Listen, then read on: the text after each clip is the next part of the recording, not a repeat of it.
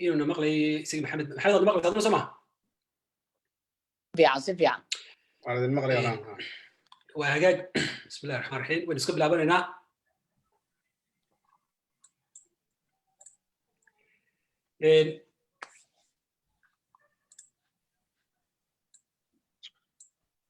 مدن وأنا لايف كواسيقة يمكن كرتان فيسبوك يدينا إن شاء الله.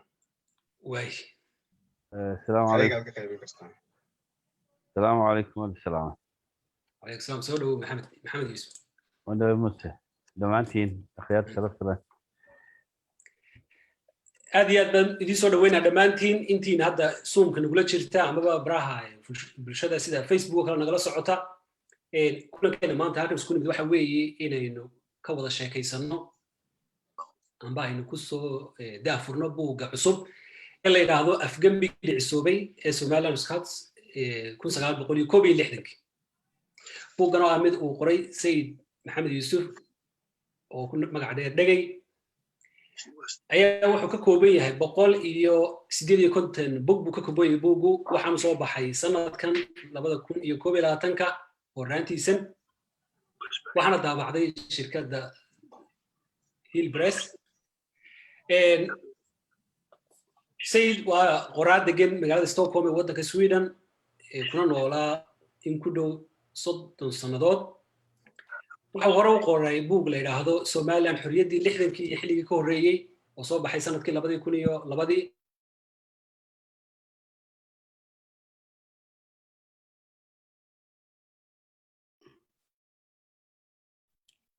عادك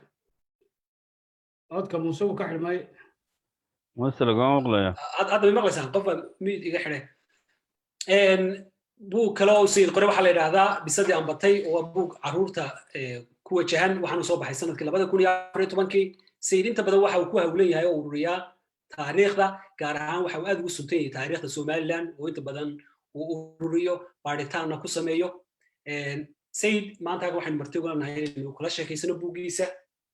runtii su'aala dooran halkan aan ku hayaan isagaan weydiin doonaa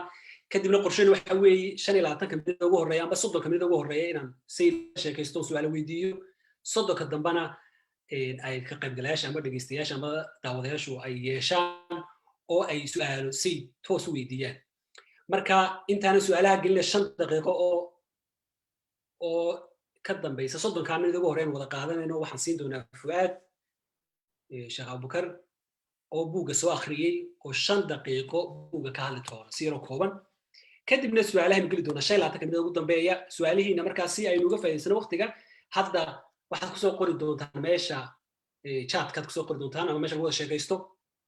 عن مقع فؤاد نسعي وفؤاد الشيخ شبهة سؤال واحد واخر دورة محمد أمين عبد البشير هذه هاي لحظة يجي نوقع بالسنة على فرصة ما يدك عودك كحيران وسود يعني نوم معمولان سؤالها يجي نوقع بالسنة دونا والصدق كمان الدنبي يجي له وريق دونا هذاك سيد هذه أدبان كوجهم بلينا أبوك عسولة قرطي وأنا كوسود وين كلن كان يسحب بدن صاروا بسم الله والحمد لله والصلاة والسلام على رسول الله السلام عليكم ورحمة الله وبركاته. دواهي كل بس سؤالها أيو سين وقت وقف عادي سنو لما نرتي وان سلامة يا أنت كتشرتي أنت سوق ريدون طبعا. وهجاج سؤال شكواد كويدي يا وحوي بوق عتب كواد واحد كجا هذا الشيء هل جدي سومالي أنا يحل جي اختياركم بيننا كنتمية دي وما حي سبب هذا دورتين بوق كبل وضوء واختياراس أما بيحل جي كبيننا كنتمات. بسم الله runtii wax kasta waxay leeyihiin albaab laga galo marka waxay la noqotay in aanan toos u bilaabin mawduuca buugga ku saabsan yahay ee afgembiga oo aan horta dib u yar eego maxaa ka horreeyay sababtaas runtii inkastoo aanay badnaynba waxaa la heli karaya ee inoo diiwaan gashan ama meel loo raacan leh haddana intii aan heli karayay waxaan isku dayay bal horta in jawigii lagu jiray xilligaa labada dhinacba Soomaaliya iyo Soomaaliland labada dhinacba inkastoo xagga Soomaaliland aan markaa aan saarayay diiradda sababtaas runtii waxa muhiim ah arrinkan inqilaabka ee degdega u yimi iyo marka hore dareenka dadka ku jiray oo aad muddo inuu aad u kala fogaa sababtaasaan runtii u doortay waa si wanaagsan wixii ka dambeeyey 1940kii Soomaaliland waxaa ka curtay xisbiya siyaasadeed bal warbixin kooban waxaad naga siisaa sida xisbiyadaasi u bilaabmeen iyo siyaasadihii dhinaca siyaasadda waxyaabaha ay ku kala duwanaayeen runtii halkaa dee ku noqoshada aan ku noqday baan xisbiyada dib u eegay waana si darro ma jiraan runtii buugag laga qoray mid kasta xisbi intaa soo jiray kaba soo qaad 10 sanadood ama ka badan waxay ahayd inay buugaag ka qoran yihiin ama dad cilmi baaris ku sameeyey inay jiraan laakiin may jirin oo dee sida loogu helaababa iska adag waxaase jiray xisbiyo kala duwan oo tusaale ahaan waxaan ka soo qaadan kara xagga Somaliland SNL iyo NUF oo runtii labaduba dee dadaal weyn bay ku jireen laakiin afkaartoodu way kala duwanayd oo waxaad moodaa in dhowr iyo kontonka bartankiisii NUF ay aad u xoogganayd oo dadaalkii markii la bixiyey reserved area oo kale dhulkan Ethiopia ay qaadatay ayaa waxa ay sameeyeen runtii si xawaalay maqlaya Soomaaliya si wanaagsan waxa ay sameeyeen dadaal ilaa gaaray UN-ta oo markaa iskabada ahayd 12 sanadood markaa jirtay dadkuna markaa way taageereen aad baa loo taageeray waayo dhulkaasay ku doodayeen in qalad lagu bixiyey laakiin markii dambe waxoogaa SNSha ka fadal dheeraysay markii dambe oo afkaartay ku kala duwanaayeen waxa ka muuqatay inuu yafto inay lahayd aynu bal horta marka hore dawladda iyo inagu Soomaaliland han horta aynu samaysano maamul iyo dal ahaan aynu horta dhisno arrinkaa way ku kala duwanaayeen SNSha ayaana kaga badnayd oo waa sababta aan u eegayay dadaalka markan dambe shacbiga miyi magaalo yar iyo weyn waxa ka guuxaysay in la israaco haddana sanad kadib waa ka arrin kale dhacay waa hagaag afgembigan aad buugga ku soo dee aad si fiican oo qurux badan aad ugu soo bandhigtay ama uga sheekaynayso dad badan oo akhristayaal waxay isweydiin karaan waa maxay sababihii dabada ka riixayay in la isku dayo in afgembi la sameeyo 1961 halkaas maxaad kooban naga siin kartaa runtii waa lagu kala duwanaan karaa oo dee waqti dheer baa kasoo wareegay oo macnaha maaha wax aynu imika aynu dee 5 sanadood ka hor ama 2 sanadood ka hor ama xitaa 10 sanadood ma aha aadna waa lagu kala duwanaan karaa dadkii ka qayb qaatay ama ku jiray baa ku kala duwan haddiise aniga aan israahdo isku dayo ka jawaab waxaad moodaa arrinta ugu weyn inay sabab u ahayd saraakiishii militariga ahaa ee dhinaca Somaliland oo dareemay ama u arkayay in dusha lagaga yimi oo saraakiil kale militariga way noqon karaan ama ciidanku sidiisaba kala sarreyn buu ku kala dambeeyaa disciplinekiisu waa kala sarreyn oo haddii xitaa askarigu uu lambar kaa horeeyo uu kaa sarreeyaa waa inaad u hoggaansataa markaa dhinacaasaad moodaa in markiiba ay u yimaadeen ama loo keenay saraakiil aad iyo aad uga darajo sarreysa oo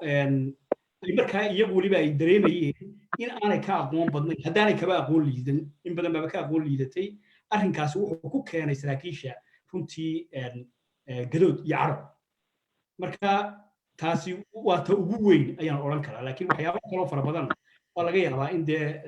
meelo kale laga eego waa dhici kartaa waa hagaag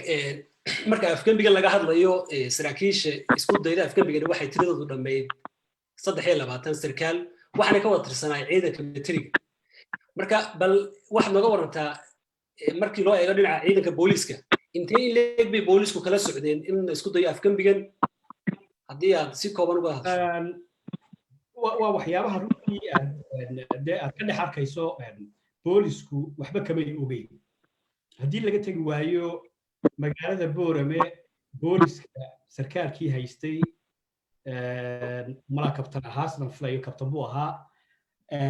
habeennimadii ama habeen ka hor way u sheegeen aan ilaahu markaa dee ninkii hogaaminayay dhinaca Boorame oo ahaa Maxamed Awr iyo ninkaa booliska haystay way is arkeen waanu u sheegay waanay isla fahamsanaayeen laakiin inta kale waxyaaba cajiibka waxaa ka mid ah burcoo kale waxa joogay booliska waxa si fiican iga warramay oo markaa ahaa nin dee sarkaal ah oo haystay qaybta dambi baarista maxamed rashiid sheekh aadan xasan waxa uu iga sheekeeyey in maalin ka hor fiidkii ay soo mareen cabdilaahi kongo iyo faysal xaaji jaamac ilaahay ha u naxariistee oo ay guriga ku soo mareen laakiin aanay waxba u sheegin dareenkoodu se markii dambe ay yidhahdeen malaa waxay islahaayeen u sheega waayo xataa waxa ku jiray oo isna sarkaal ahaa oo markaa la joogay oo booliska ahaa nin ay ilma reer labaad ahaayeen ninka ku dhintay hargeysa marka waa dareemaysaa in aanay u furayn inay booliska u sheegaan si ugumay sheegin sababtana runtii wax badan ba halkaa la iska weydiin karaa waayo ciidan dhan oo dhisan oo ay aamini karayeen buu ahaa waa si wanaagsan maxamed xilsi waxaan ka yar codsanayaa cod baad moodaa waxbaa shaqaraya ma lifeka diraysaba haddii kale waad naga caawin doontaa inaad naga xidho haddii aynu su-aaleyna sii wadano waa qofkaas lambarka 16125 qofka haysta weeye qofkaas codkaa iska xidho qofkaas codkaa iska xidho calaamadda cagaarka soo saaraya sayid haddii aynu su-aaleyna sii wadano afgembiga waqtiguu dhacay dee muddo dheer baa hadda laga joogaa oo runtii aad u dheer marka saraakiisha afgembiga isku dayday intii aad baaritaanka waday ma jirta cid aad la kulantay oo saraakiisha ka mid ahayd haddii ay jiraan waad noo sheegi haddii kale waxaad kaloo nooga warantaa yaa hadda ka sii nool oo maanta adduunyada ama dunida joogo runtii waxaan ula kulmay laba sarkaal oo keliya ilaahay naxariistay mid waa dhintay oo imika 2 sannadood ama sanad iyo bar ka hor ayuu geeriyooday maxamuud xaaji muuse dalab ilaahay naxariistay waa geeriyooday nin isna muhiim ahaayoo marka hore ogaa laakiin markii dambe isagu aan ka qayb gelin isna waan la kulmay cabdilaahi kongo isaga toos baan xagga telefoonka ayaanu aad ugu wada xidhiidhnay iyo whatsappka iyo runtii muddo dheer baan wada xidhiidhaynay waxaa kaloo la hadlay nin berigaa isagu aad u da'yaraa oo la yidhaahdo waxaa la yidhaahdaa yusuf kibaar something kibaar magacii imika waana imika ma sixi karo laakiin waa nin ka mid ahaa isaguna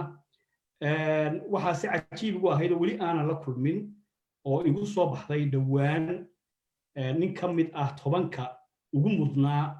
afgembiga oo Stockholm ila degan oo aanan runtii markii hore war iyo wacaal aanan ka hayn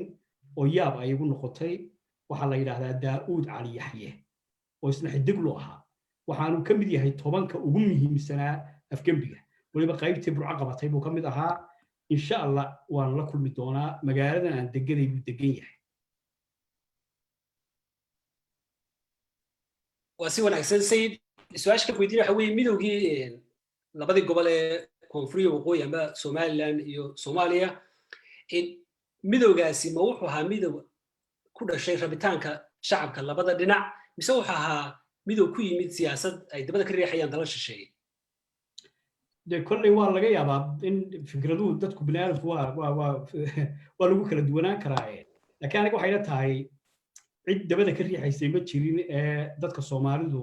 wax ku cusub oo markaa soo socda buu ahaa aadna way u jeclaysanayeen weliba marka la yidhaahdo dhinaca somaliland waxaad moodaa in shacbigu dareen kaga yimi dhinaca masar dadkii wax ku soo bartay iyo dadkii reer cadmeedka ahaa labadaasaan odhan karaa dadkii reer cadmeedka ahaa oo iyaguna jacayl wadaniyadii ay aad ugu abuuray iyo dadkii wax ku bartay masar oo markaa jamaal cabdinaasir uu aad iyo aad u taageeray oo jaamacadaha bilaash looga dhigay oo dad badan oo dhan walba soomaalida degta ayuu aad iyo aad u taageeray labada shacbi ee haba koobnaadaane ahaa laakiin dadkii hormoodka ahaa ayaa aad iyo aad u doonayay in la israaco marka waxaan odhan karaa runtii dadkay ka timid dadka ayay aad iyo aad uga timid waa hagaag waxaad dhowr jeer tilmaantay inuu cawil cali ducaale buuggiisa ama waraysiyadii uu bixiyey sheegay in uu weeraray sarkaal haystay xerada cadaadle kumuu ahaa sarkaalkaas runtii de waan yara faahfaahin karaa halkaas laakiinse toos wax aan 100% u hubo oon odhanayo waa kaa ma aha laakiin waan jecelahay halkan inaan ka yara faaleeyo sarkaalka haystay ama taliyaha ka ahaa cadaadli waxa uu ahaa maxamed cabdiraxmaan xaaji jaamac lugooye ayuu ku magac dheer yahay waa nin caana runtii wuxuu caan ku ahaa berigii dambe nin gabayo badan lahaa buu ahaa dee taa ciidan muran kama taagna ninka sarkaalka ka ahaa cadaadley waa sarkaalkaas ilaahay ha u naxariisto wuxuu geeriyooday 99kii sidan warka ku helay sarkaal kale oo uga sarreeyeyna ma jirin marka sarkaalka uu qabtay ee uu buugga ku sheegay cawil ee uu ku sheegay waraysiga uu ku bixiyey wuxuu inoo sheegay si cad inoogu sheegay inuu qabtay ama ninka uu weeraray inuu ahaa sarkaalkii haystay cadaadli marka markay sidaa tahay de waxay noqonaysaa sarkaalka uu qabtay waxa weeyaan lugooyo ilaahay ha u naxariistee saasay noqonaysaa way marar badan waxaa la maqlay in cawil iyo lugooyo ay weerareen magaalada berbera weerarka yaa hogaaminaya ciidankii halkaa weeraray maxamed cabdiraxmaan lugooyo ahaa mise cawil cali ducaalo ahaa halkaa de waxaa ku jiraysa runtii marka wax la baarayo ama qofka wax qoraya ama wariyaha ama marka research ama cilmi baaris ama sameynaysa ama taariikh ururinayso runtii wax badan baa soo baxa waxa aynu ognay oo in badan aan maqlay runtii oo waraysiyada aynu ku maqlay oo qoraal aan ku arkay oo dadka sheekaynaya aan maqlay in maxamed cabdiraxmaan lugooyo iyo cawil ay weerareen berbera dabcan iyaga ayaana sida la og yahay ciidan saasi may joogin berbera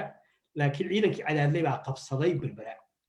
oo magaalo muhiim ahayd laakiin muu jirin ciidan fadhiyo oo ay la dagaalameen oo ay magaranaysa muu jirin ciidankan cadaadley ayuunbaa ku ruqaansaday xagga berbera iyaga oo markii dambena markii uu ka fashilmayna u baxay dhinaca xeebta ayaa laga soo qabtay waa warkaynu aan maqlay ama xitaa in badan laga warramay waa kaa laakiin markay noqoto in sarkaalkii cadaadley la qabtay oo sida cawil inoo sheegay uu qabtayba isagu waxaa la isweydiin karaa markaa sarkaalkii uu qabtay ee haystay cadaadley ma isagiiba haddana weeraray berbera de waa maya waxay noqonaysaa halkaa waxaa ku jira arrin aan weli si fiican u caddayn de waktiga kasoo wareegin runtii waa waqti dheer laakiin qof kasta oo baadhaa wuu garanayaa in halkaa ay ku jirto runtii anigu in badan baan isku dayay inaan fahmo waan weydiiyey rag de aan islahaa way magaranaysaa halkaa warbixin bay ka bixin karayaan laakiin warbixin sugan kama helin waa hagaag qoraalada ku saabsan afgembigeeni runtii way iska kooban yihiin laakiin haddana muddooyinkii dambe waxaa soo baxay dhowr buug waxaynu ka xusi karnaa 2 buug oo ay kala qoreen cawil cali ducaale iyo jaamac maxamed qaalib markaad labadaa buug eegto runtii oo aad buugaagan ka dhex arkaysa inaad labadaa buug aad akhriday oo aad hore u aragtay sidee ayay afgembigan uga hadlayaan labadaa buug waa maxay waxyaabaha isku khilaafsan yihiin laakiinse markaad eegto waxyaabaha ay ku kala duwan yihiin runtii aad iyo aad bay u kala duwan yihiinba oo labadooduba dee waxa weeyaan goobjoog bay ahaayeen cawil isagu da ka mid baabuu ahaa afgembigii baabuu ka mid ahaa waa saraakiish buu ka mid ahaa jaamacna waxa weeyaan waa saraakiishii ay qabteen ayuu isna ahaa xilligaa markii dambena wuxuu ahaa saraakiishii baaritaanka iyo hawsha ku dhex jiray marka labadoodu la yaab ma leh mid walba aragtidiisa iyo waayihii markaa jiray iyo siduu u arkayey iyo ayuu ka warramayaa laakiin cidda labadooda isu keeni karta ee baari karta markaa waxa ku dhex jira waxa weeye runtii waa dadkii markaa kale ee dee joogay xilligaa ama wax ka qoray datiina may dhicin waxa keliyaynu haynaa waxa weeye markaa aragtiyahoodan kala duwan aad bay u kala duwan yihiin jaamac oo kale jaamac maxamed qaalib wuxuu qabaa in ay iska ahayd inay iyagu weliba 3 sarkaal ayuu aad u tilmaamay inay ka caroodeen saraakiishan ka sarraysa ee ka darajada weyn ayuunbay aad uga caroodeen dabadeedna saraakiishii kale sidaa ku geliyeen laakiin cawil wuxuu leeyahay meesha inqilaab baa ka dhacay waana la qabsaday annagoo keliyana maaha waddankii somaliland oo dhan ayaa la qabsaday oo noqday xaafad yar oo ama garanaysa gobol yar oo ka mid ah laba dal oo isku darsamayba may dhicin oo arrinkaas wuxuu nagu noqday xanuun marka waa laba fikir oo kala duwan waana sababta runtii buugga labadaba waan ku qoray qaalada anigu aan raacinaya iyo aniga sidaan markaa u arkayo aan u naqdiyayo waa halkeeda laakiin labaduba waan ku qoray buugga waa si wanaagsan waxaa la sheegaa in sarkaal ka mid a saraakiishan afgembiga isku dayay uu diiday inuu ka qayb qaato afgembiga iyuu ahaa ama kumu ahaa sarkaalkaa diiday muxuuse ka ogaa diyaargarowgii amaba howlgalkii afgembiga sarkaalka diiday waa halka ay ku jirto arrin runtii u baahan in la fahmo waxa weeye waa xasan faarax bulaale xasan faarax mataanna waa la yidhaahdaa waa nin dhowaan la wareysanayay sarkaal xidigla ahaa markaa oo haystay xeradii sheekh xerada militariga ee sheekh ayuu haystay marka halkaa waxaan isqabanayn marka buugga cawil aad akhrido waxaa ku qoran sarkaalka uu weeraray aanu magaciisa sheegin inuu cadaadle haystay waraysigana wuxuu ku sheegay in sarkaalkaasi nool yahay oo uu indiya iyo bakistaan iyo joogi jiray marka ninka bakistaan joogay ee nool waa xasan faarax oo sheekh ka ahaa sarkaalkii haystay ahaa marka sheekh lama weerarin cawilna ma soo gaarin waxaase meesha ku jirta xasan muxuu ogaa xasan waa loo sheegay siduu maalintii dhow uu kaga warramayay horena anigu waan ula kulmay toos baan ula kulmay laakiin wuu saluugay manuu ka qarine wuu u sheegay waayo waxaa dhacda marmarka qaar in qof uu ka mid noqdo arrin la samaynayo marka inqilaab la samaynayo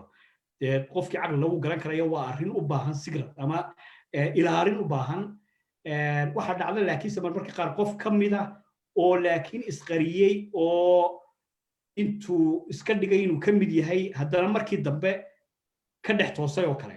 sidaa xasan muu samayn xasan toos buu ugu sheegay in aanu ka mid noqonayn oo aanu sheegayna weliba kaftanada macnaha markaa dhex maray waxaa ka mid ahaa haddii aanu fashilanno haddii aanu nala qabto waanu ku sheegaynaa oo kale iyo sheega haddaad doonaysaan marka rag sidaa saraaxad u wada hadlay ayay ahaayeen muu qarsoona inay toos buu u diiday xasan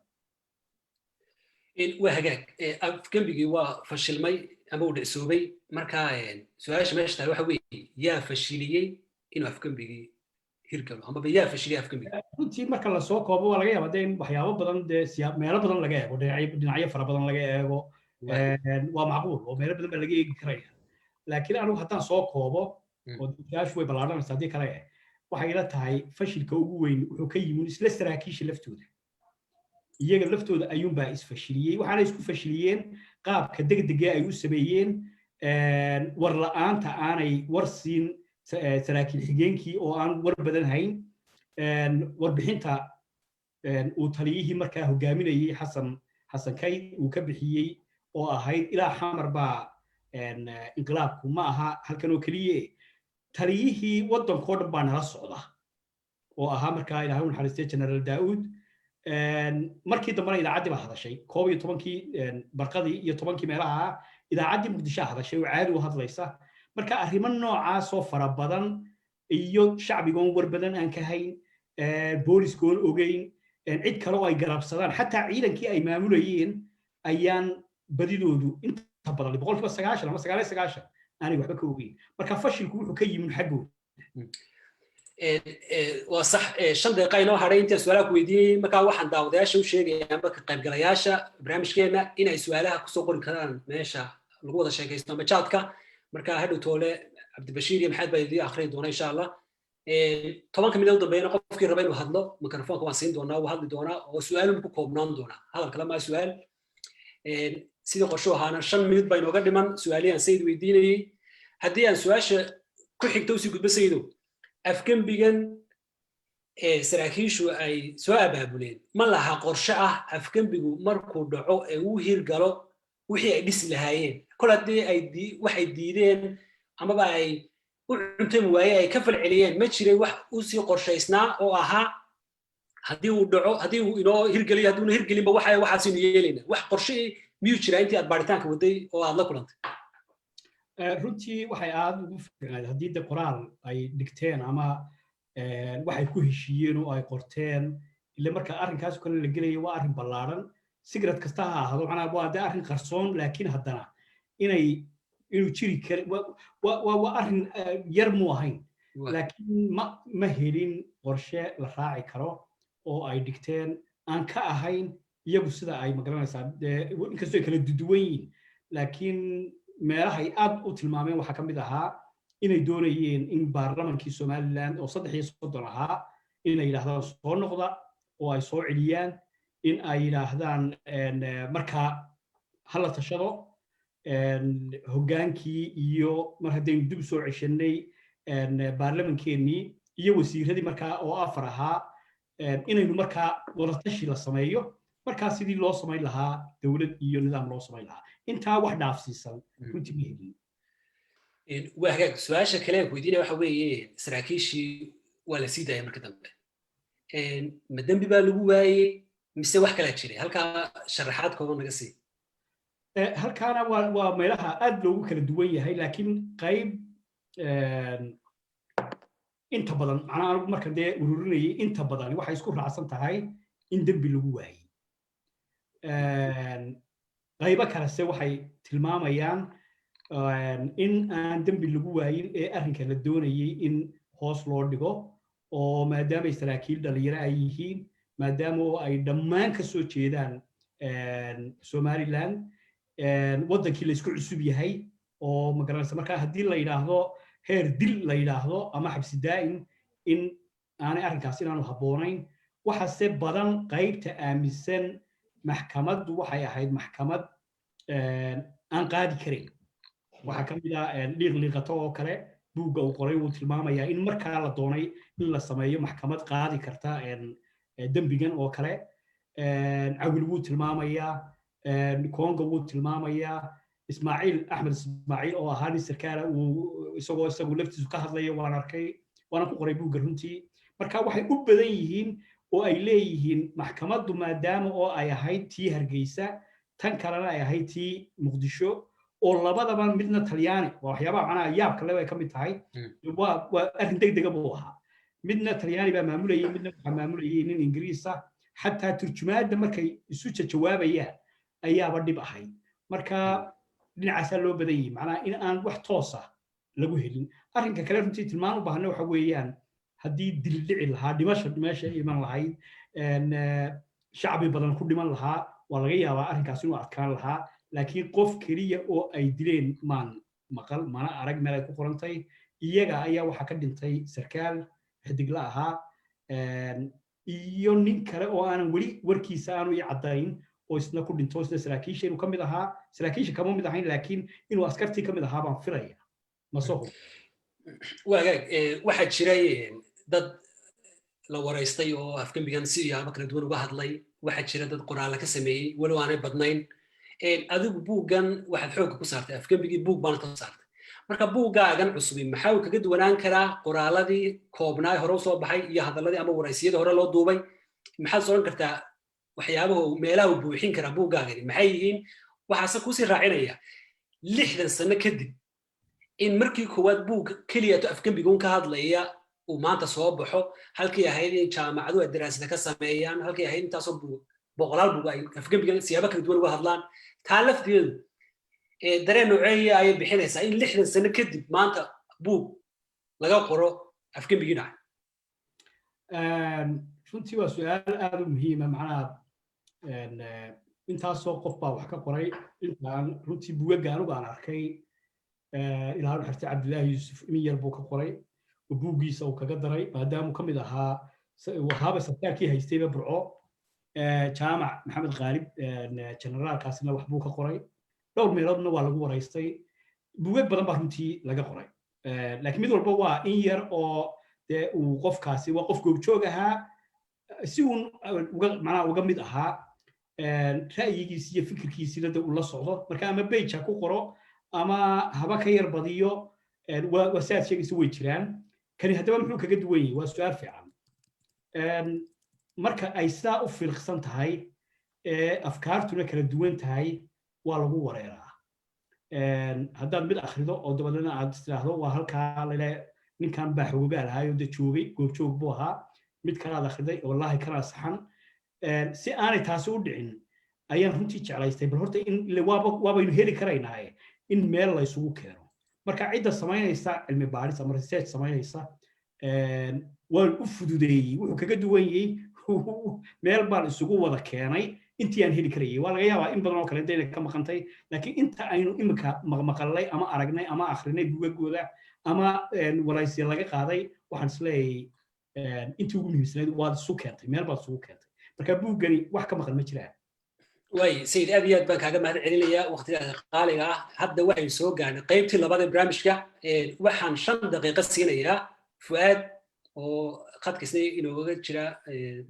waddanka Mareykanka jooga fuaad farshaxan ayaan siinayaa 5 daqiiqo hadda waa 6dii iyo halkan iyo 30 daqiiqo marka 5 daqiiqo aan doonaa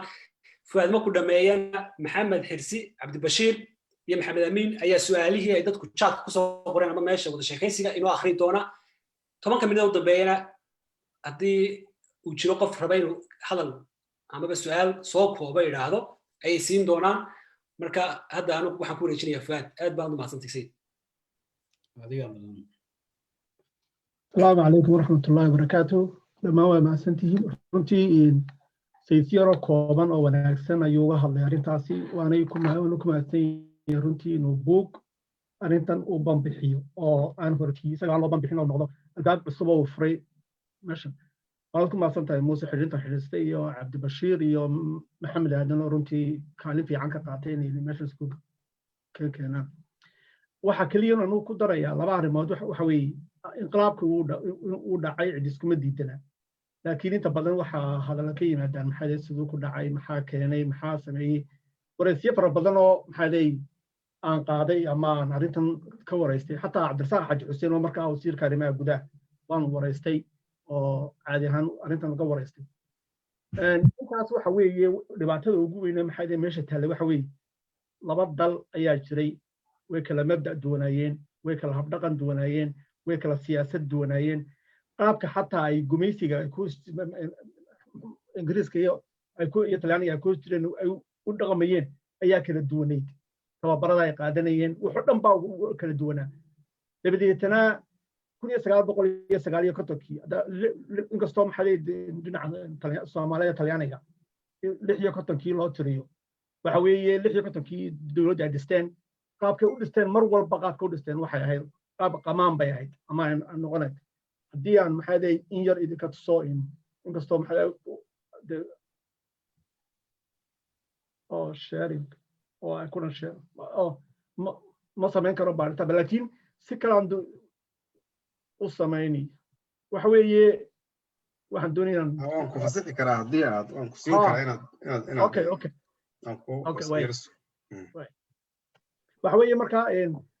intuu samaynayo 1956 waxay samaysteen dawlad bay samaysteen nidaam baa dhacay xisbiyaa kulmay markaad eegto xisbiyada xilligaasi tartanka galay waxa weeye SYL iyo HDM baa ugu xoog badnaa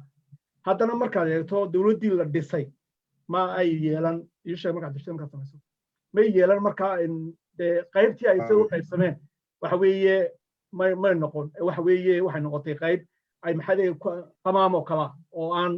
iyaga laftigooga aanay maxaa hab nidaamsan wax ku qaybsanahay 60kii haddana sidii kala dhacday oo waatii dawladdii 60kii la sameeyay dhinaca laga sameeyay laga reebay xataa Muuse Boqorre kareebitaanka laga reebay Muuse Boqorre waxay sii kordhisay oo ay aad u maxaa seestay labadii maxaa heeday reere meesha isku ayay ama deegaan ahaan ka soo jeeday mudug in labada maxaa mid wax dareemo kii kalena maxaa dabeetana uu laga reebay maadaama laga reebay hormoodkoogii laga reebay inay dabeetana raad celin sameeyaan ama fil celin ay sameeyaan noocaas oo kala ku jira oo qaabka ay maxaa doonayeen inay markaa sameeyaan ayaa dabeetana dhinaca Soomaaliland waxa ka dhacday doorasho ka dhacday xisbiyaa saxday waxyaalaha la yaab kale waxa kamid ah doorashada Soomaaliland ee xisbiyada dhacday ama xisbiyada meesha timid ka dhacday waxa weeye xisbiga SNN ee ka dhacay dhinaca Soomaaliland ka dhacay waxa ku jiray Cabdilaahi Dheera kale oo ku jiray waxa weeye xisbi ahaan baa loo tartamayey reer muu dooran kamuu soo jeeday deegaanka jijigu ka soo jeeda ogaadeen weeye marka haddana hargeysa laga doortay oo dadka reer hargeysa buu ka badiyey isagoo kasoo baxay waxa weeye shuuri oo kalaa soo baxay oo gabayaha oo maxaa leeyahay noqday waxa loo doortay xisbi ahaan baa loo dooranayay qaab looma dooran marka meel qayb ahayd meel wax qaybsi doonaysa iyo meel qadaamasi baa dabeetana isku yimid marka ay isku yimaadeen dabeetana waxa dhacday qoladana qayb bay sugaysay oo ujeedo weyn oo ka baxsan tani oo ahayd haddii labada la isu geeyo ma shantaa la helayaa aragtida noocaas oo kalaabay ayay qabeen qoladan kalena maxaa falcelintii lagu sameeyey 59 iyo 56 lagu sameeyey falcelintaasi qolo maxaa doonaysa inay guusha maanta yeesho iyo qolo doonaysa inay maxaa dhabarshab ku dhicin dagaalka kalkaasaa dhacay saasaa hadii jeerna dhacdo 40 bay dhacday oo cabdiwaraab waa kii lahaa markuu kasoo noqday maxaa Soomaaliya Talyaaniga waxaan u tegay reero kala yaala uma tegin dad meel wadanaya 59 saasoo kale ahayd maanta waa adiga arkay la kala yaala marka hadii jeer waxa weeye labada nidaam la doonayay in wax la wadaajiyo ayaan maxaa isla falgalay waa qaabka habdhaanka oo kala duwan taas waa mid ta kale runtii sayid baa si fiican u taabtay halka dareenka dadka meesha markaa joogay ciidamadan joogay runtii dadaal bay sameeyeen dareenka dadka iyo doonayeen inay ka turjumaan laakiin dadkii ay rabeen inay ka turjumaan iyo shaqaalihii ka hooseeyay xiriir fiican lama sameeyeen tusaalaan ku soo qaadan kara xilligaa waxa joogay dalka siiba hargeysa waxa joogay wariye maxay ka socday al-ahram ka socday ayaa joogay xilligaa dalka oo ku sugnaa magaalada wariyahaasi waxa israacay koox fara badan oo markaa joogay xabadu marka dhaceen bay dadku soo wada baraarugeen oo la maqlay dabeetana waxa la isku tagay barjeex dadka markaa isku tagay haddii aan magacdooda in yar idinka sheego oo joogay xilligaasi ama maxay imanayay dadka tagay halkaasi waxa kamid ahaa xaaji cumar xuseen cumar xaashi cumar hadraawi macalin haaruun xaaji maxamed ismaaciil kaahin cabdiraxmaan kaariye axmed yuusuf dacaale iyo maxaa haday markaa ninkii markaa wariye ahaayee markaa ka socday wargeyska al-ahram oo loola jiray cabdixakiim burdaani waxaa joogay markaa xataa qusulkii u joogay markaa u joogay masaarida halkaa u joogay ayaa meesha waxay isku tegeen maxaa barjeex iyagoo agteeda maryaa la qabtay 10 askara markaa ka hor yimid idinkuna waxaad doonaysaa meesha barjeex qabsataan halkii baa la qabtay waxaa la yaab kale waxa kamid ah 10kii askari ee raggaasi maxaa qabtay ee fadhiisiyey albaabka hore fadhiisiyey 5 waxay ahaayeen reer Soomaaliland 5 waxay ahaayeen reer Soomaaliya iyaga laftigooda waxay ku kala tageen war maxaa fadhiisin oo dadka ha dhibin iyo maxaa dhibin 5 bay u qaybsameen dabeetana caynaansha soo baxay oo yiri maxaa ordo dadkii la hadla qaar reer baa sameeyay dabeetana kii Cumar Hadraawi ka hadlay khayriyada marka waxaad arkaysaa dareenka dadkuna saas oo ahaa oo maxaa lama hadlin in fara badan dadka ma suurtagelin marka runtii waa arrin u baahan in badan laga hadlo la faaleeyo la sameeyo laakiin waxa weeye waa dareen jiray bay ahayd oo ka dhashay labada maxaa maamul ama hab isla falgelin ee la doonayay in la isla falgeliyo ama aanay kaydin maxaa in la sameeyo habdhaanka darteed ta kale meesha ku jirta waxa weeye Soomaaliya ciidamada ma lahayn ciidan military oo wax military la yaabo ma lahayn kuwana waxay ahaayeen military oo dhisan oo ka soo baxay jaamacadaha ugu qaalisan maxaa adduunka maanta loo tagi karo military oo xasan intuba intan ma sameysay inqilaabkiyo iyo inta ka hadheba qaab noocaas oo kale marka qoladii saasay filisay xataa deynay hormood noqon karaan maadaama iyagu ay dhisnaayeen xagan kale ciidan military oo la sameeyo dhinaca Soomaaliya waxa ugu horeysay Abriil 12 marka meelaha booliskii unbaa darajadii ay haysteen unbaa 3 laab iyo 2 laab unbaa la siiyey qof unbaa laga dhigay si ay wax loo sameeyo la kakab markaa ka kabiyo dad dhisan bay ahaayeen markaa hoosta baa iskeeni weyday dareenka noocaas markaa waxaa dhacday dareen siyaasadeed dareen bulsho iyo dareen markaasi maamul oo meeshii yimid dhan walbana way ka dhacday oo intuba labaan isqabinayso geentooda dhibaato dhacday bay ahayd ilaa imikana waa adii arkayde waxa weeye aan laga eegin laakiin saydaad baan u ammaanaya runtii inuu maxaa qaatay dadaalkaasi uu arrintaa eego oo runtii u baahan maanta in dib loo eego oo la sameeyo war maxaa keenay sidan shanta la doonaya maanta sidee lagu helaya maxaa la samaynaya waxaasoo kale in aad iskula eego taasaa keenaysa marka had iyo jeer waxa weeye qamaan iyo qaybsiga la isku hay war aan qaybsanno iyo maxay dad isku qamaansan labada baan oran lahaa insha raxmaan inkastoo ay fiican tahay barnaamijkan inuu si fiican usii wadi doono haddii laha idhaahdo laakiin waad mahadsantihin aad baad mahadsantihin sayid waanan kugu ammaanaya runtii arrintaas soo diyaarsa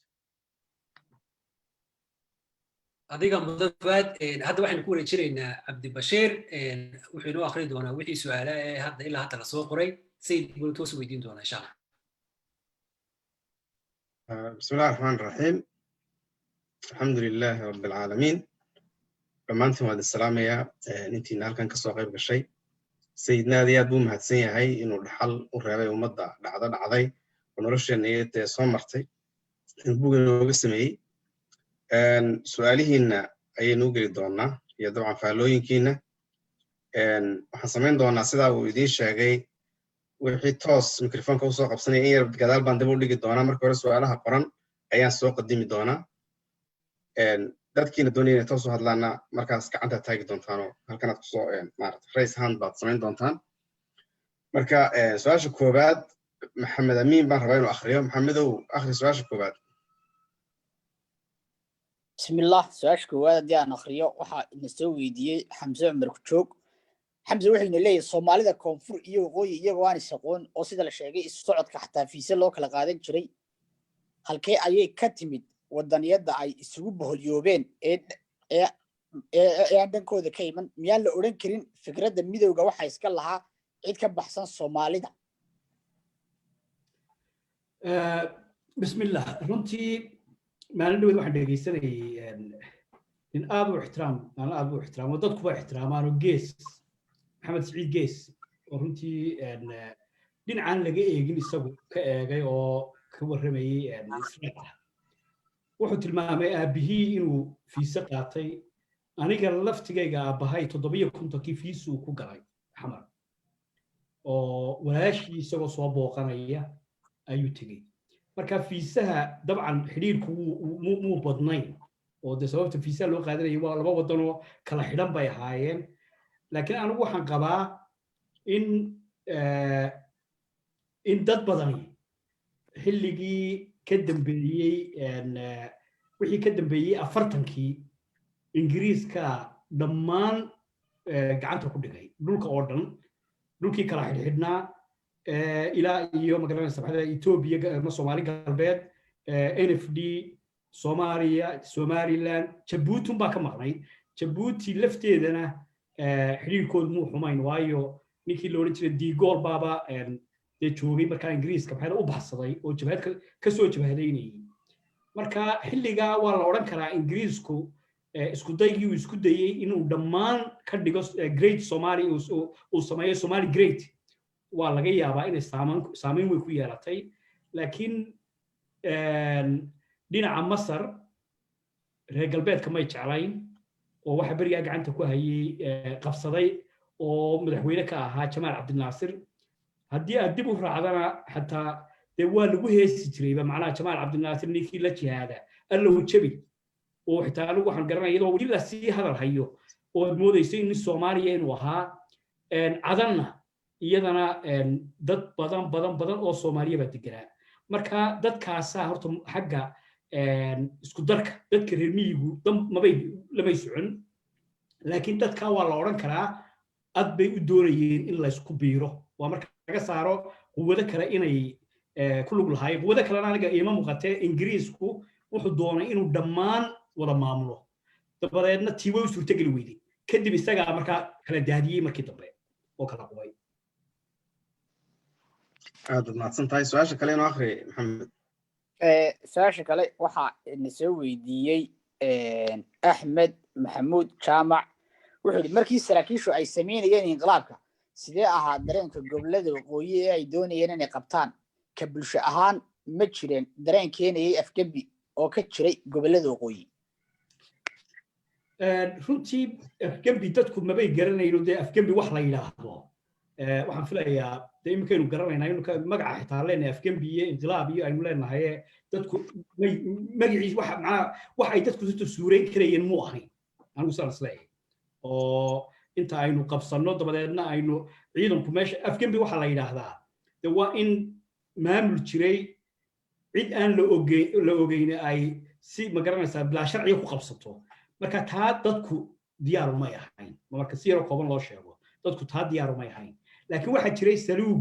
markiiba bilaabmay oo la bilaabmay israaciiba xilligan uu dhacayo inqilaabku waxa weeyaan waa December bishii June waxa dhacay afti baa laga qaaday aftidii dastuurka dhinaca Somaliland haddii gaar loo saaro boqolkiiba 250 meelaha ah adigu aqlabiyadu waxay ahayd diidmo way diideen dastuurkii bay diideen laakiin markaa cili uma joojinayno waddankoo dhan baa laga qaaday aftida marka dareenku wuu jiray ha waayahay laba su'aalood kalaan israacin doonaa mid waxay odhanaysaa waa maxay xiriirka ka dhexeeya afgemigii 1961kii ka dhacay ee aad buugga ka qortay iyo xaaladda imika Somaliland ka jirta su'aal kale oo iyadana u dhow waxay odhanaysaa oo Ismaaciil soo weydiiyey miyuu jiray wax xiriir toos ah oo ka dhexeeyay qoladii inaga joogtay Muqdisho waxaan malaynayaa in siyaasiyiintii ka hadlayo iyo kuwii hawsha afgembiga waday kullay sir bay ahayd ee cid kala socotay oo hawsha la waday ama la socodsiinaysay miyay jireen su'aasha hore runtii waa arrin aad iyo aad qof kastoo Soomaaliyana uu ka xumaan karo wixii markaa taagnaa ama dhowr iyo kontonkii siday ahayd iyo maanta sidaynu nahay waxaad moodaa in xiriir badan ka dhexeeyo oo markaad eegto iminka beesha caalamka ayaa heshiisiinaysa Soomaaliya ayaa la heshiisiinaya de markaana beesha caalamka gacanta inagu haysay oo xagga waliba Soomaaliya markaa gacanta ku haysay oo 10 sanadood gacanta ku soo haysay 10 sanadood ayay daakhili ahaayeen oo la lahaa bal inay ismaamuli kartaan oo xitaa mararka qaar la lahaa isma maamuli karaysaan xaggan Somalilandna dawaataa saluug waa ka dhacay oo imikana waa taa gooni u taagan marka waxaad moodaa in xiriir weyn ka dhexeeyaba wali waxaynu taagannahay bartiba baynu taagannahay oo waliba aad moodaa markaa dareemada dadku waabay malaka caafimaad qabeynay tii oo wax badan la soo maray oo waxaad tidhaahdaa waa xilligaa dhibaatooyinkii jiray oo toban laab noqday weeyaan واي سؤال كل حتى واحد ينورس ما تشري وحرير وحرير كده حلي مركز إسراك إن سياسيين تصار هذا عقال أو كلو أها هجامين يجي حاجة الصومال لأنه هجامين يجي لكن مركز مو النقطة وسير كعشان نقال لقى مركز إنقاذ كل عدونه أرنكا وحنكو أركي أو كريه واحد شرى جورنال كان لا يلاقيه جمهورية أي واحد حرير وقصو قري شري سعيد علي جير ayaa in badan ku soo qoray kaga hadlay inqilaabka marka waxaan filayaa inuu hayay ama helay warar ama taararkii la isu dirayay ayuu helay marka meelaha qaar wuxuu ku qoray wixii boolisku markay baarayeen siday u arkayeen marka boolisku markay baarayeen waxay ku tilmaameen in ay xiriir cidda ka dambaysaaba inay tahay madaxdii siyaasiyiintii Soomaaliyeed ee xamar joogtay baarlamaanka ku jirtay wasaaradda macnaha kamid ahaa dawladda kamid ahaa may tilmaamin oo may oran hebel laakiin in qoladaas ay lug ku lahayd isla markaa waxay tilmaamayeen oo kale inay ku lug lahaayeen niman kale oo Ingiriis oo waddanka wali sii jooga marka taas waa baaritaankii dawladdu samaynaysay xilliga ah intan dambe cid ka hadlaysa ama cid sheegaysa ama cid le waanu la ogeyn ma maqal si fiican su-aasha imika laynu soo weydiiyey waxaan u malaynayaa markii horeba inaad sheegtay oo buugga nuxurkiisa koobsanayo waa su-aal odhanaysa yaa lahaa fikirka inqilaabka waxaa lahaa saraakiisha weliba waxaan odhan karaa saraakiisha way kala qaybsan yihiin oo qaybta marka hore waddanka joogtay oo 3 laba xidiglayaal ah iyo 7 xidiglayaal ah oo iyaguna 60kii yimi iyagun baa fikirka cid kale oo aynu ilaa hadda aynu de tuhmad way jirayaan tuhum baa jirayo de waxa la oran karaa halkaas ka tibiha laakiin saanu intaan helay waa iyagun baa tashaday iyaga oo waliba aad uga carooday saraakiishii loo keenay ee gaashaanlayaasha ahaa iyagoo laba xidigna ugu sareeyo ayaa loo keenay gaashaanle sare gaashaanle dhexe gaashaanle kabtan ayaa loo keenay shakhsiyan anigu aan kula wadaago garooc yaroo aan ka akhriyey paper la yidhaahdo invisible and visible Somali Paradigms waxa uu tilmaamayaa in markii saraakiisha la xukumayay la waayaba sharci lagu xukumo oo dowladda Soomaaliya xilliga sharci u qornaa oo uga meel yaala aanay jirin kadibna ay dalbatay xeer ilaaliye Talyaani ah si uu u dejiyo magaranaysaa dacwad lagu soo oogo saraakiishaasi kadibna xeer ilaaliyaas waxa soo jeediyay in qodobkii 59aad faqradiisa saddexaad ee dastuurkii Soomaaliya xilligaasi wax laga bedelo si ay suurtagal u noqoto in maxkamadda ciidamadu ay ka garnaqi karayso dacwadaha magaranaysaa ciidanka haddii aanay magaranaysaa ciidanku kaliya aan ahayn xubnaha dagaalka oo kaliya laakiin ay military offenses committed by the members of the army force ay samayn karayso 19 bishii koowaad 1963 markii ay dacwadu bilaabantay ee la keenay 21 eedaysane ee lagu soo oogay inay sameeyeen khiyaano qaran uu magaranaysaa dacwad ooguhuna uu nin Talyaani ahaa waxa la yaab iyaduna leh in garyaqaankii arrinta ka doodayay waa nin Ingiriis ah oo magaciisa la odhan jiray Hasselwood marka waxa isweydiin leh miyaanay xilligaasi jirin xeer ilaaliyayaal iyo garyaqaano Soomaaliyeed oo ka garnaqa sidoo kale ugu dambeyntii bishii saddexaad 11keedii isla sanadkii 1963 waxa la sii daayay 7 ka mid ah 21 eedaysane maadaama maxkamadda horteeda la keenin ma garanaysaa cadaymo ku filan eedooda halka laba toddobaad ka bacdina la sii daayay 14 kale ee xidhnaa waxa isweydiin leh maxkamaddu waxay ku salaysay go'aankeedii inaanu jirin dal ay ku midoobeen Soomaaliya iyo Somaliland iyo Soomaaliya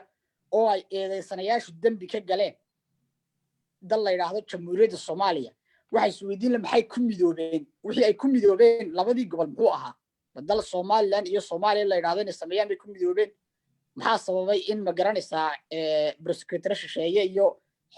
garyaqaano shisheeye la soo kiraysto maxaa sababay in ma garanaysaa la waayo xeerar lagu xukumo haddii ay xukumaayo waan soo koobaya ma haddii kale way nagu dheeraanaysaa ma gelayo inta inaga khusaysa waxa weeyaan maxkamadda marka maxkamadda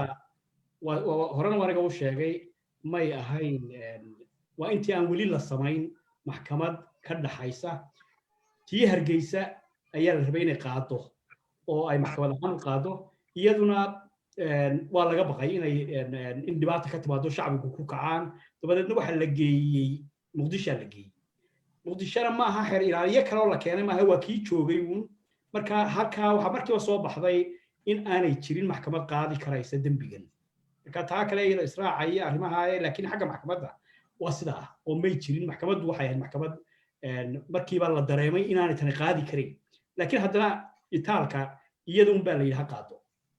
aad baad u mahadsan tahay aad buu sayid u mahadsan yahay dhowr qof baa gacanta taagay cabdi boobe cabdifataax qurayshi iyo xamse cumar kujoog cabdifataax baan ugu horreysiinayaa oo ugu horreeyey marka cabdifataax soo dhowow السلام عليكم ورحمة الله محمد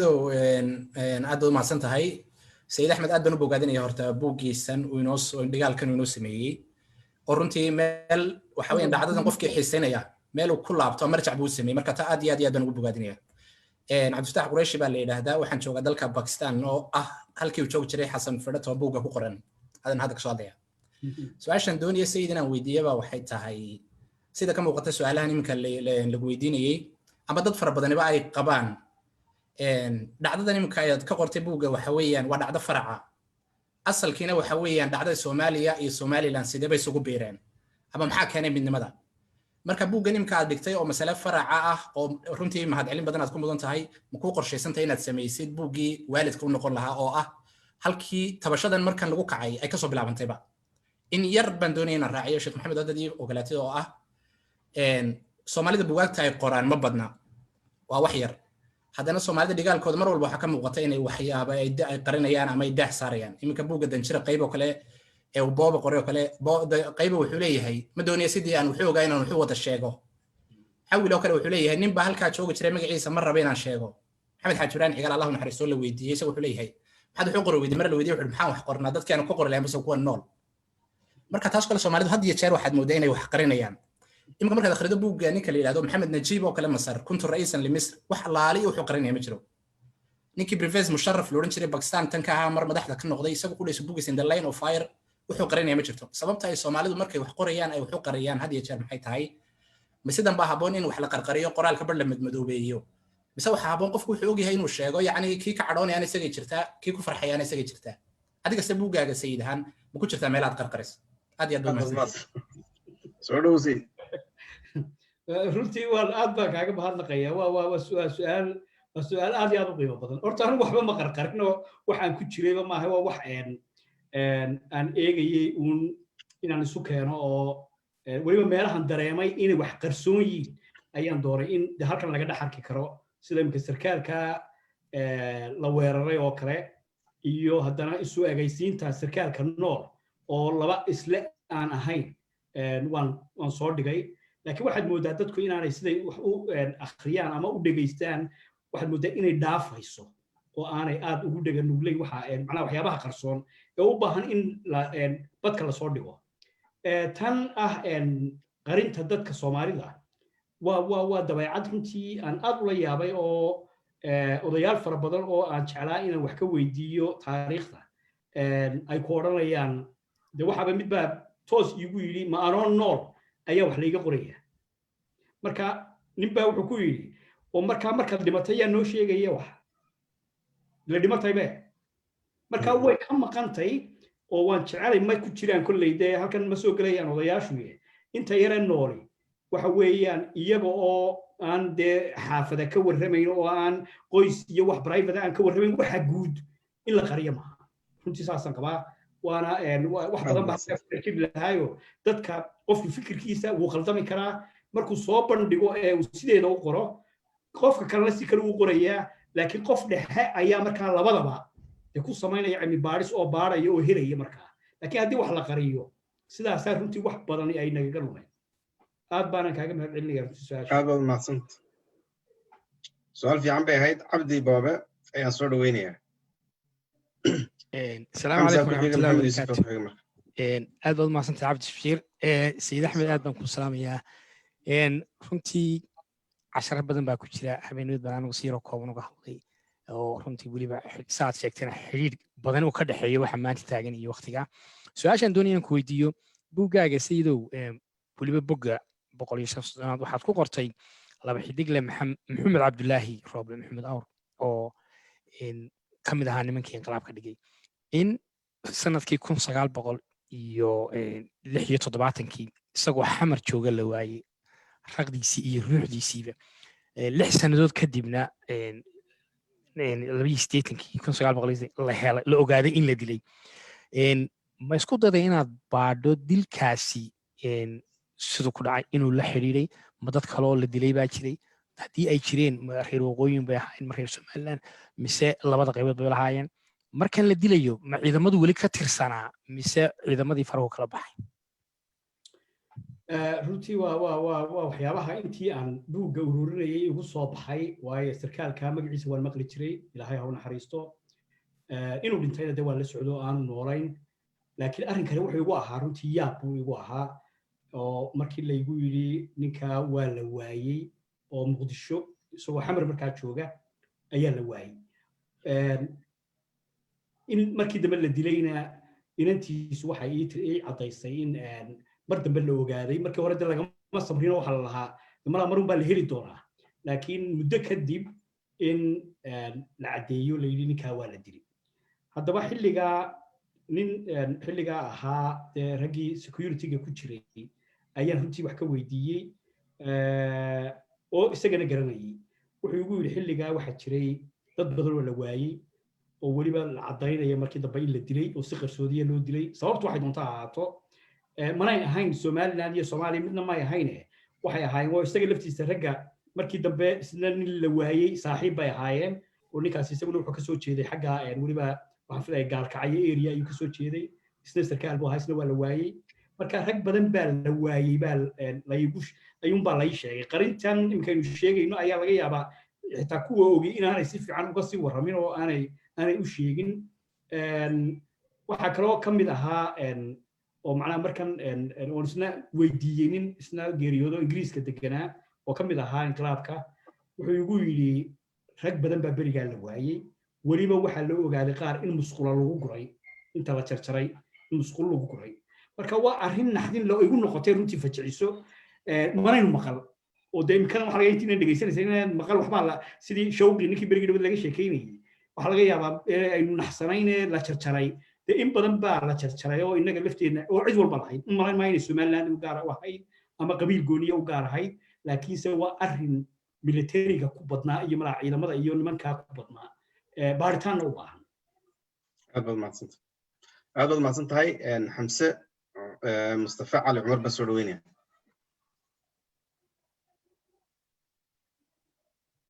بسم الله الرحمن الرحيم هذه أدوان كوكو هذا علينا يا الشيخ محمد حرس الجولاد عبد البشير سوكلنا سيد أحمد أدبان كنت يوم هذا علينا يا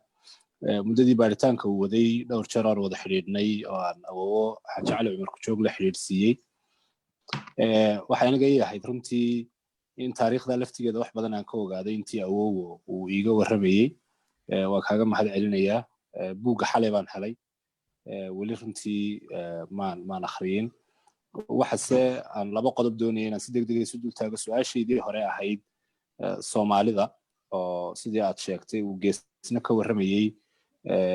dee wax badan oo ka dhexeeya iyagoo aanay jirin runtii in hilowgaasi uu yimaado waxaan filayaa labada sababood ee aad raacisay ee ah masar oo ah qadiyadda curuubada jamaal cabdinaasir runtii uu aad heesaha ugu badan ugu qaadi jiray iyo ingiriiska oo doonayay inuu waxaasoo dhan isku fuuqsado dhulka Soomaalida labadaasba waxaan isleeyahay waxay xoojinayaan aragtida ah in midowga aanay lahayn dadka Soomaalidu way dadkii Masar ka yimina waxay aaminsanayeen qadiyadda ah alwixda oo ah markastoo la midoobay in awooddu ay badan tahay kadibna curuubadii halkan markaa qowmiga Soomaaliya inay midowdo saasoo kale dhinaca kalena cidii ingiriiska cadan ama dadkii meelaha ka yimina uu saameynta ku lahaa marka taqriiban waxaad moodaa inay isugu biyo shubmayso fikrad cid kale lahayd taas degdeg aan u dhaafaya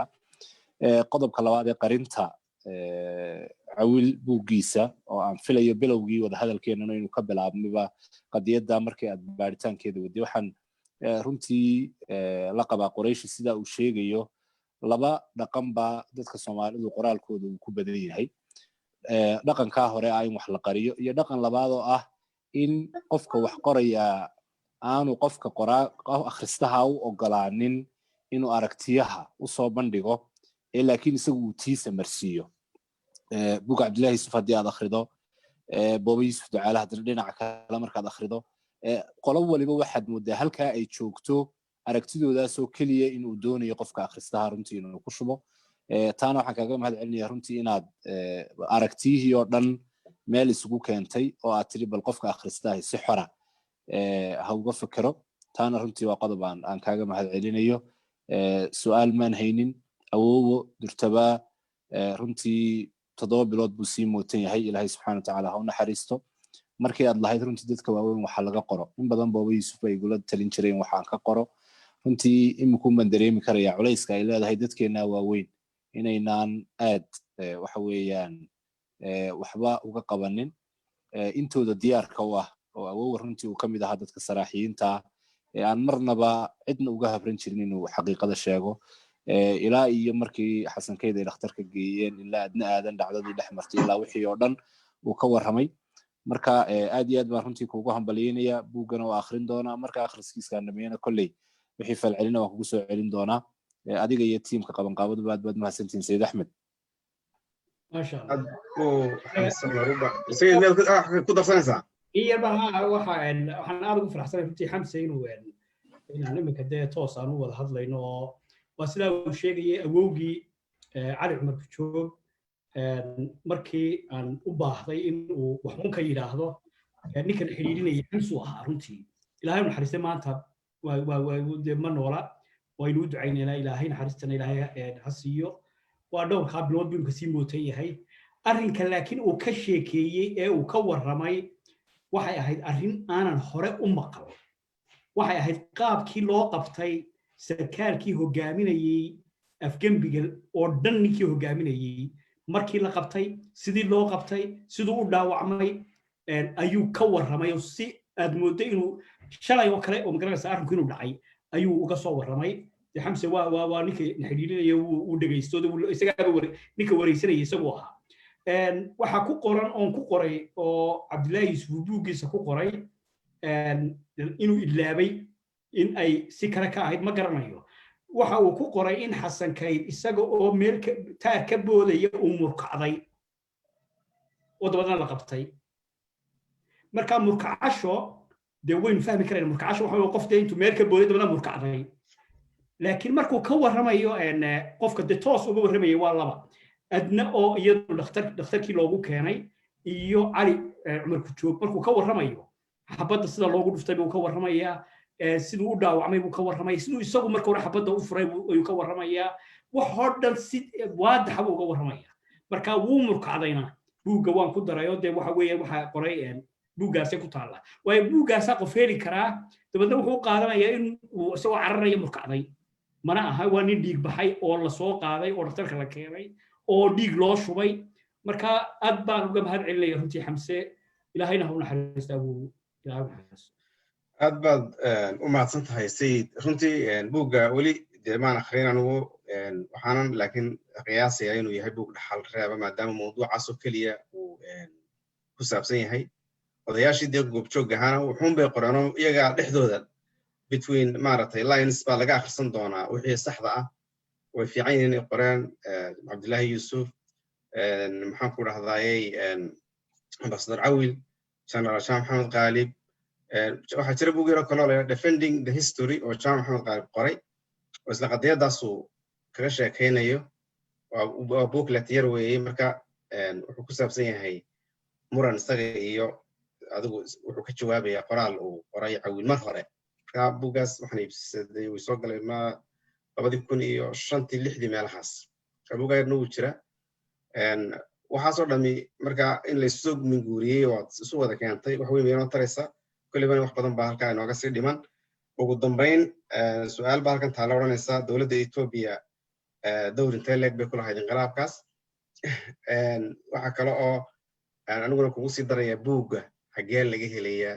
hadda maanta dad badan baa warkani gaari doonaa marka buugga xagu yaala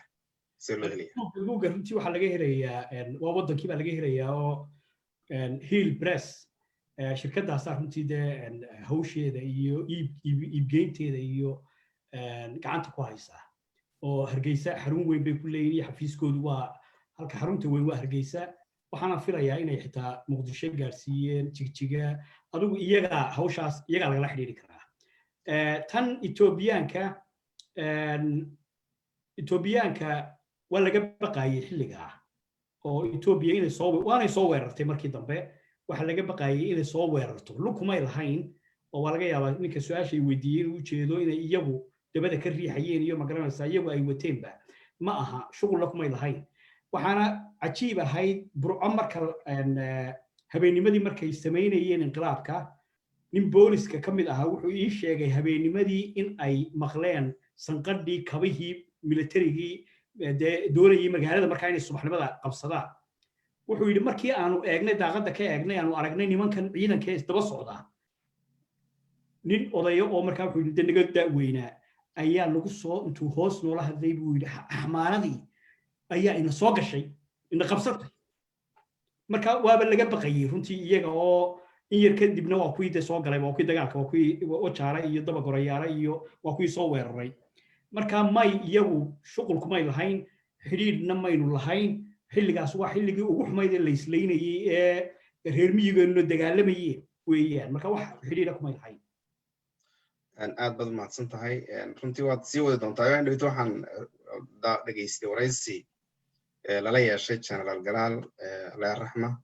ayaamihii intaanu dhiman ka hor si fiican looga waraystay dagaalka dambe ee dhici doona oo saameyn xoog leh uu inqilaabkaasi ku yeeshay maadaama gobolladii dee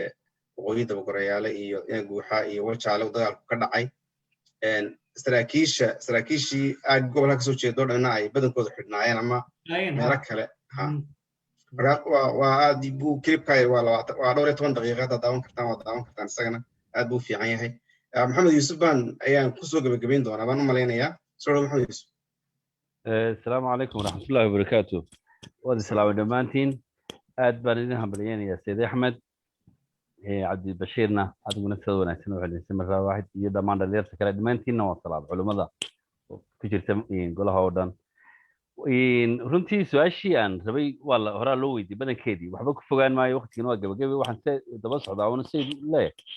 saydow waad bilowday si wanaagsan baad u bilowday taariikhdii qoristii taariikhduna muhiim weyn bay u tahay ummadda oo waxa dabcan waxba faallay sharax maaye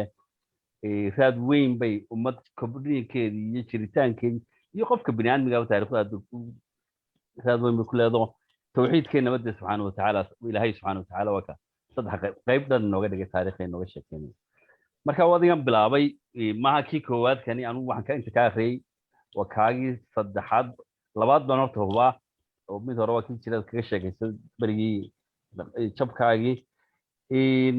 marka ma sii wadi doontaa insha allahu tacaala wax wanaagsan baad bilowday oo dee dan u ah dhalinyarteena iyo ummadeenabe mise halkaasaad ku joojini waan salaamay waan intaas kusoo koobay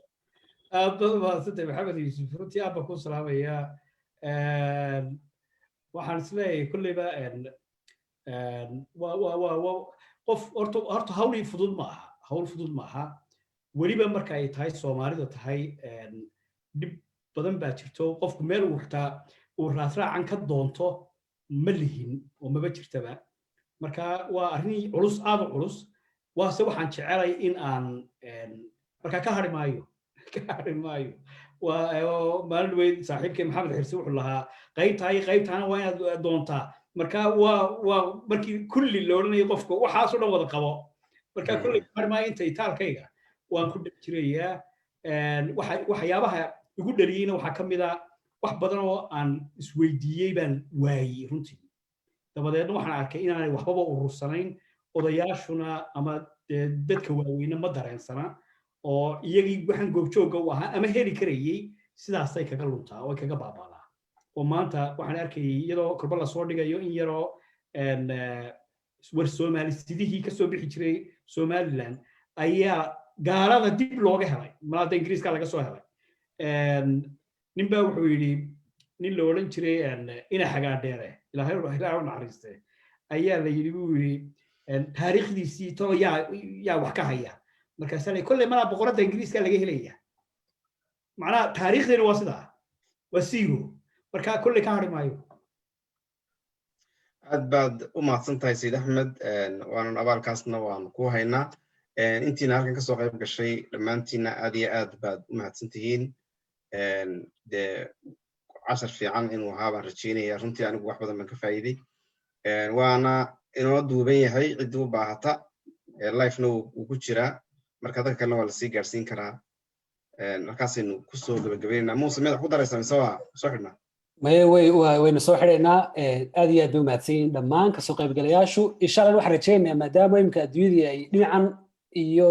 zoomka amaba aaladdan lagu wada xidhiidha ay u badantay inaynu bugaag kale oo manfac leh amaba qorayaal kale aynu barnaamijyo noocan insha allah haddii la yidhahdo aynu wadi doono inagoo iskaashanayna runtii inta halkan iskugu timid waa in u timid inay wax kala kororsadaan waxna isku biiriyaan barnaamijyada noocan oo kale ciddii kale xitaa samayn kartaa in la xoojiyo oo la badiyo waan dhiirigelinaynaa waanad mahadsantihiin waqtigiina qaaliga sayidna waxaa leenahay hambaliyo waxaan soo gaaray waqti dambaan u malaynayaa inaan idinla soo codkayga maqlaysaan horta waan xidhay kolley laakiin waa wadi kartaa weli waa la joogaa aad baan uga cudaaranayaa saan oo kale waxaan ugu jiray runtii muuqaal kale ku jiray marka aad baan ugu hambalyaynayaa saaxiibkay sayid runtii intaas baan hadda kasoo gaaran malinaya waa barnaamijka intiisa badan waa iga horumaray su-aalo waa qabay laakiin mar haddii lasoo gabagabaynayo runtiina waan danaynayay oo dhacdadaani waxay ahayd waxyaabo badan oo aan rabay inaan sawir fiican ka helo aad baan waxaan u danayaa taariikhda dadkayga dadka soomaaliyeed iyo dhacdooyinka ragga weliba aad baan u ixtiraamaya meesha u jeedaa waxaa ku jira rag aad iyo aad miisaan u leh hadday noqoto aqoon ahaan iyo da ahaan iyo wax badan og dhalinyaradan ku jirna annagu wax badan baan rabnaa inaan ogaano marka aad bay dhacdadana muhiim u tahay runtii marka raalli ahaada waqti dambaan ka soo gaaray laakiin waa tuuranayaa su-aasheeda waxa weeye uga tegi maya waxaan rabaa inaan ku weydiiyo sayidow arrinta xiriirka la leh soomaalida waad ogtahay hadda mushkilad baa ina haysato oo mushkiladda jirta waxay tahay dadka dhallinyarada sawir walba oo laga siiyo waaqica soomaalida ku xeeran waa wax la xiriira habkay u samaysan tahay qabaliga waa mushkilad jirto macnaha hadda saasaan anagu indhaha ku kala qaadnay kolley macnaha fahamka aan ka helayno waa faham noocaas marka waxaan rabaa inaan ogaado xasan kayd iyo raggaas inqilaabka sameeyey qaabkay u abaabulaayeen ama sidii ha noqoto numberkay ahaayeen habkee maxay saamayn noocay ku lahayd habkii beelaha ilaa waa la ogaa dadku beelay ahaayeen markay deegaanka deganaayeen gumaysiga markii ay maaragtay isu yimaadeen qaab habka beeluhu weligiis buu u socday moogta dhinacaas taariikhda dambe moogta marka ayaga saamayn noocay ku lahayd beeluhu sidee bay beeluhu u saameynayeen maaragta ama ugu fikireen haddii intay tira leekaayeen ha laga fiiriyo ama sida ay uga fikireen baawar sheegaynkooda waxooda ajenda noocaas ma jirin waxa weeye runtii kama marna oo dee kama marnaan kartaba in beela iyo mid somaliland beelihii deganaa usii gaara iyo mid guud iyo kama marnaan karto laakiinse iyagu marka waxay u abaabulaayeen somaliland ahaan ayay u abaabulaayeen oo runtii marka la eego ha loo kala bato laakiin way ku jireen beelaha degan somaliland oo dhan saraakiishuna waxay gaar u ahaayeen ciidankii loola jiray somaliland scoutska ayay saraakiishii markaa ugu sarreysay soo markaa ka yimi qoladii cusbayd iyo kuwii horeba marka waxaad mooddaa inay u abaabulaayeen si ciidan ahaan somaliland ka soo jeeda laakiin kama madhna in meesha kolleyba beelbeel iyo ay marka dambe ay iman kari lahayd weliba ay sii badan lahayd oo xitaa waa laga yaabaa mid ama hoose oo somaliland ama mid guudba waayo xitaa waxaa ku jira buugga oo aan tilmaamay magaalada hargeysa duqa magaalada iyo bara saabka magaalada iyo ninka maxkamadda haysta iyo ninka wasiirka arrimaha gudaha ah iyo ninka booliska haysta intuba isku beel bay ahaayeen marka ingiriiskii oo meesha ka kacay markiiba dadku indhihii reer miyiga way ku eegayaan oo waxay odhanayaan meeshii waa maxay miyaa layna qabsaday marka waxyaabahaasi kama madhnaa aad iyo aad baad mahadsan tahay shirkina waa inoo xiran yahay waanad mahadsantihiin dhammaantiin dadkiina kasoo qayb galay asalaamu calaykum waraxmatullahi wabarakaatu nabaday